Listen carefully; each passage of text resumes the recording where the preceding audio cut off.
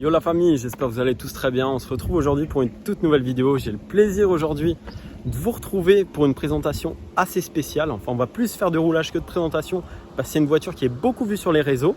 Donc je vais tout de suite vous montrer la bestiole. Voilà, donc Golf 8 GTI Club Sport. Aujourd'hui, si je peux vous présenter ce magnifique véhicule, c'est grâce à la société Racefront, donc qui est aux alentours de Strasbourg, donc qui fait tout ce qui est autour de Strasbourg. Pour l'instant, il a une Abarth compétitionnée jaune et une Club Sport. Donc je compte réellement sur vous pour lui donner un max de force parce que c'est grâce à lui qu'on peut tourner cette vidéo et qu'on peut en partie vous proposer ce genre de contenu. Je vais vous donner tous les sites dans la description, donc tout ce qui est lien pour accéder à son site web ainsi qu'à ses comptes de réseaux sociaux. Donc n'hésitez pas à le joindre. Donc je compte vraiment sur vous pour aller lui donner de la force. Ça me fait très plaisir de pouvoir mettre en avant ce genre d'entreprise. On passe tout de suite autour du véhicule. Donc on peut apprécier ce magnifique gris lunaire qui fait vraiment ressortir les détails de la voiture. J'aime beaucoup. On a les étriers en rouge, donc tout vraiment les choses spécifiques au Club Sport. Voilà, on peut voir qu'il y a quelques différences avec les GTI basiques. On a un beau béquet là qui ressort bien. Ça, j'aime beaucoup. Sur cette voiture, j'aime vraiment l'arrière. J'ai un peu de mal avec l'avant. J'ai du mal à me familiariser avec l'avant. J'ai vraiment encore les Golf 7 en tête. J'aime beaucoup les faces des Golf 7 et là je trouve que ça dénature un peu sur les Golf 8, mais rien de méchant, c'est quand même sympa. Après c'est une affaire de goût, hein, c'est toujours pareil. On peut voir que les freins ont nettement été améliorés par rapport aux versions précédentes, notamment les Golf 7. Là on se rapproche déjà, il me semble que ça doit être le même freinage que la Golf R, vous me direz dans les commentaires si je me trompe, mais je pense que c'est ça. Donc à l'avant on est sur du Michelin Pilot Sport. À l'arrière on est sur du Ventus, il me semble. Ouais, c'est ça. C'est ça. Donc des bonnes pneumatiques. Il faut que ça tienne le pavé. Hein. Quand on est sur une traction avec 300 chevaux, 400 Nm, c'est très difficile de faire passer la puissance au sol. Vous m'excuserez la famille, j'ai oublié de parler des jantes. Sacrilège. Voilà, donc c'est du 19 pouces pour ceux qui veulent savoir. Je les trouve simples mais sympas. Ça fait le taf, on va dire. Moi, si j'en avais une, je changerais tout de suite les jantes. Je mettrais un truc un peu dingue comme j'ai l'habitude de faire, si vous voyez ce que je veux dire. On peut apprécier le petit toit ouvrant, donc qui est en option. Ça fait toujours plaisir. Moi, ce qui me choque un petit peu sur ce véhicule, c'est au niveau du diffuseur. Je sais pas vous, mais je trouve que c'est vachement type. Ça fait un peu plastique. Après, ça n'engage que moi, c'est toujours pareil, mais je trouve que à ce prix-là, faut quand même pas oublier que c'est une voiture qui coûte aux alentours de 47 000 €. Après, vous verrez que à l'intérieur, c'est une autre histoire. Il y a du taf. Mais pour l'extérieur, je trouve des fois qu'ils ont un petit peu oublié les matériaux nobles, entre guillemets. Parce que c'est quand même des voitures, un sacré tarot, je trouve. J'aime quand même ce petit détail rouge là dans le feu. Là. J'aime beaucoup. Ça fait quand même rappeler l'ancienne. Mais sinon, le feu en lui-même, je sais pas, j'arrive pas. Dites-moi, vous, ce que vous en pensez. Moi, j'ai un peu de mal avec cette face avant. Sous le capot, et comme dans toute la gamme, on retrouve le 4 cylindres 2 litres TSI, donc qui est depuis tant d'années dans ces véhicules, qui n'a plus à faire ses preuves. Voilà, donc on peut apprécier le beau petit turbo là derrière qui doit souffler bien comme il faut. On peut voir quand même quelques petites différences quand on connaît un petit peu le moteur. Il y a eu quelque chose à ce niveau-là qui a été fait au niveau du PCV.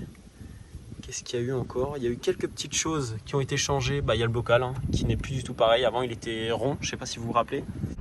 En termes d'intérieur, c'est sympa. J'aime beaucoup le volant. J'ai pu un petit peu retrouver le style des volants de Golf 6. Après, c'est peut-être juste moi qui délire un petit peu. J'aime beaucoup le cuir perforé comme ça donne vraiment un côté sportif comme ça, j'aime beaucoup. Sur piqûre rouge, le petit logo GTI qui te rappelle que tu es dans un monstre, tu vois. En termes de compteur, je suis pas fan, c'est du digital, vous le savez. Après c'est bien, maintenant on a même la température de boîte qui est affichée. Compteur siglé comme d'habitude jusqu'à 280. La voiture est capable de prendre 270 d'origine, il me semble. Ensuite on a ce vulgaire pommeau là qui fait vraiment pour le coup un petit peu tâche là-dessus. C'est un peu dommage, je préférais quand même le bon vieux machin que tu tiens là comme ça, si tu vois ce que je veux dire. Mais hop, ça fait l'affaire, hein. De toute façon on va pas le toucher, enfin sauf si t'es bizarre, mais on va pas le toucher tout le temps quand on roule, donc voilà, c'est un petit détail. Bon, trêve de blabla, passons tout de suite à l'essai. La famille, c'est parti. On va tout de suite voir ce que ça donne en termes de son, la famille, c'est parti.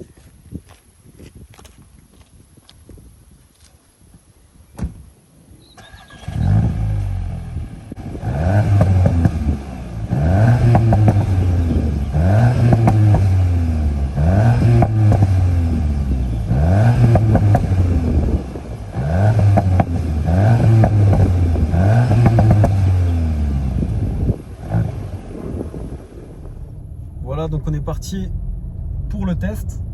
Donc je vais tout de suite me mettre en manuel parce que je supporte pas l'automatique.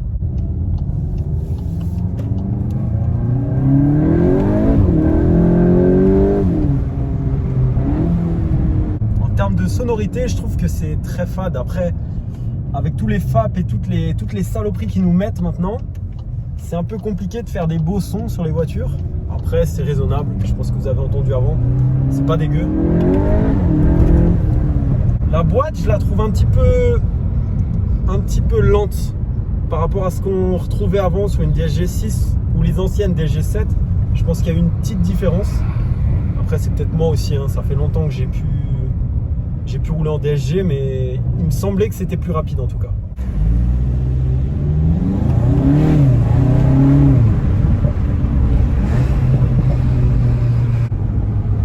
Petite accélération, c'est parti.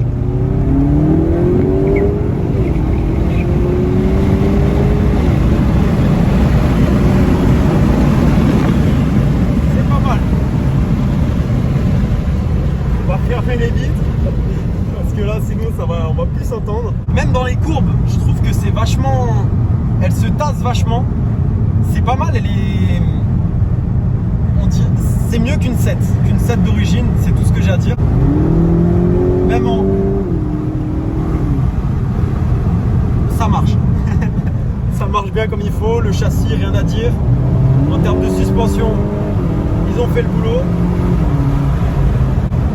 Le freinage, ça va. C'est mieux qu'avant, on va dire. Vous pouvez pas faire pire en même temps. Après, très bonne voiture. Je pense que même pour tous les jours, ce genre de voiture, ça peut être un bon compromis. C'est un peu extrême, on est déjà sur la version Club Sport, mais il y a de quoi l'utiliser tous les jours quand même.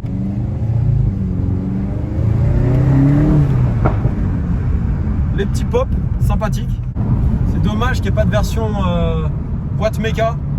Ça, j'aurais vraiment kiffé, je pense. Je pense que ça, en boîte méca, ça aurait vraiment été quelque chose, si vous voyez ce que je veux dire. Après, je sais qu'il n'y a pas tout le monde qui est fan de boîte méca. En général, les gens préfèrent aller sur une boîte auto avec des palettes. Ça facilite entre guillemets la vie. Moi, je préfère la sensation vraiment du passage du rapport. Après, ça n'engage que moi, hein, c'est toujours pareil. Mais pour vous donner un petit peu mon ressenti sur ce qui me manquerait éventuellement à cette voiture pour vraiment que ce soit sensationnel. Après, en termes de poussée, c'est continu, c'est linéaire, ça envoie quoi. On voit qu'il y a un travail qui a été fait. Je pense aussi au niveau du turbo. Petit axel encore une fois.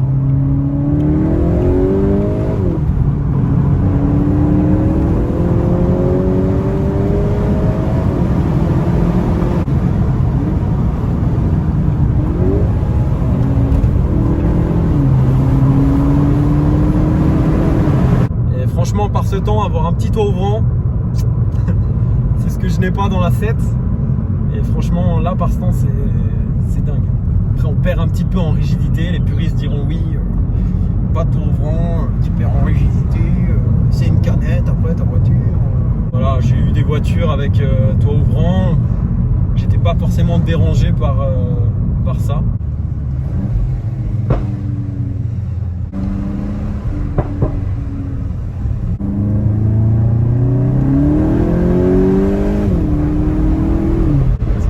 C'est que cette puissance passe au sol à ce point.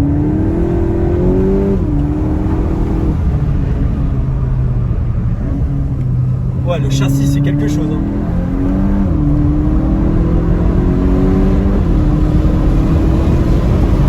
Franchement, on voit qu'il y a eu du boulot sur le châssis.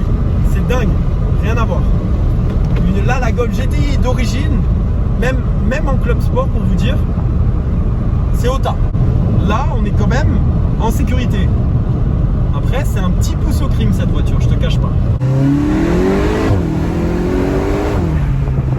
Je pensais pas, avec une voiture de 2021 comme celle-ci, avoir encore des sensations quand même comme ça.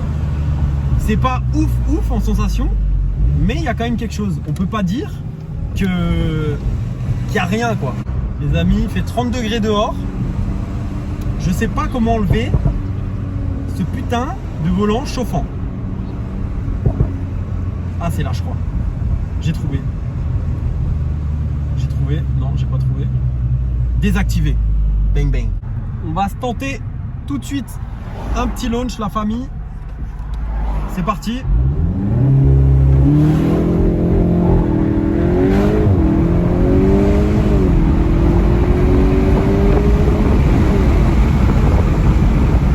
Ça watt pas mal. Elle a du mal à motricer, mais ça watt bien. J'ai l'impression d'être un cambrioleur. Je suis là, j'ai tout dans le coffre et je bombarde. Je sauve mes fesses, copain.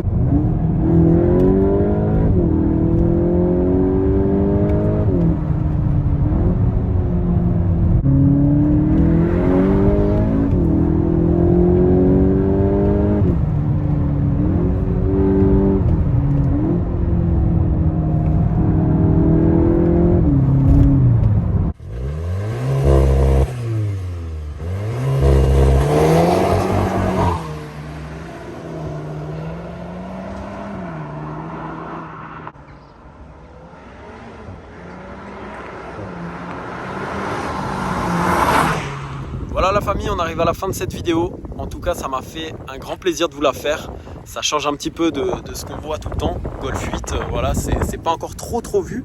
En termes de présentation, si, mais en termes d'arsouille, pas trop. Donc je voulais vraiment insister sur le roulage avec cette voiture pour vous montrer un petit peu, vous donner un petit peu mon ressenti. Je compte sur vous la famille pour aller donner de la force à Race Hunt, hein, parce que c'est grâce à eux qu'on a pu faire ça, grâce à lui en tout cas. Donc je vous rappelle, hein, c'est dans les alentours de Strasbourg. Il y aura tout dans la description. N'hésitez pas à me suivre sur Insta, n'hésitez pas à vous abonner sur YouTube, à vous abonner sur TikTok. On est 42 000 sur TikTok, ça fait plaisir. N'hésitez pas à bombarder tout ça. Je vous fais plein de bisous. Ciao la famille.